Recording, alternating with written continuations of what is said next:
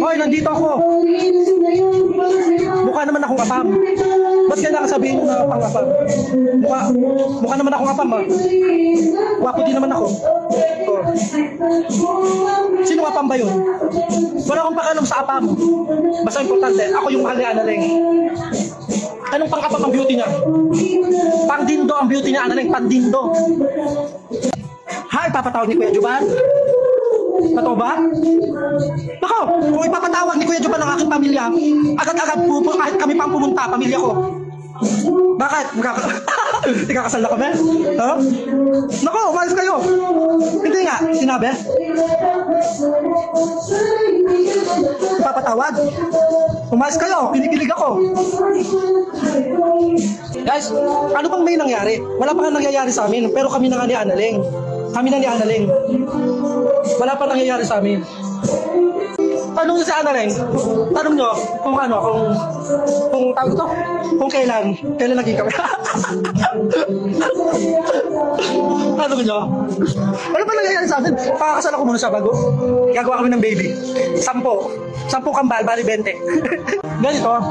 Kaya pinaliwanag ko sa kanya. Nung sinagot niya ako, ang sabi niya sa akin, magjowa, gano'n. Sabi ko, magjowa, gano'n. Hindi pa naman tayo asawa, magjowa lang. Kasi sinasagot kita. Pero, wala mo nang mangyayari sa atin, sabi niya gano'n. Siguro natatakot sa akin. Kasi alam niya kasi malaki. Siguro natatakot pa siya. Kasi sa tagal-tagal niya baka, ayun, yan. Pero wala pang nangyayari. Pero magjowa na kami. Ayun, ilan naman yung gusto nyong marinig, di ba? Focus mo yung video. Walang video. Pag uwi mo, tapat kayo na gusto ligawan siya. Walang makapaligaw sa asawa ko kasi. Ibig sabihin, makaahas ka pag niligawan mo. Kasi kami na ng asawa ko. Anong kasunod no? Kasal. Pag kinasal kami, bubuo kami ng pamilya. Nakita ni Lola at Ate Sherwina sa CCTV na nagkikis kami. Hindi ko dinideny. Nagkikis kami na Analeng. Naglalap-lapang kami ni Analeng. Hindi ko dinideny yun.